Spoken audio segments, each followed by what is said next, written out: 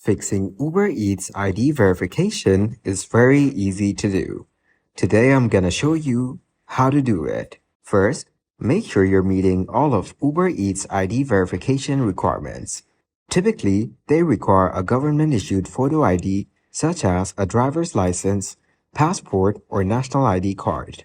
Ensure that the document you're providing meets their specifications. When submitting your ID for verification, make sure the photos are clear, well-lit, and legible. Also, ensure that all information on this ID is visible and not obscured by glare, shadows, or other objects.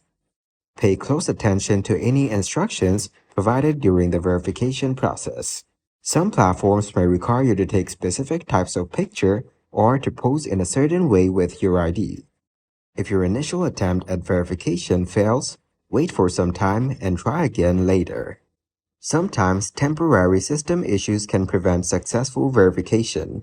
If you're unable to verify your ID on your own, contact Uber Eats support for assistance.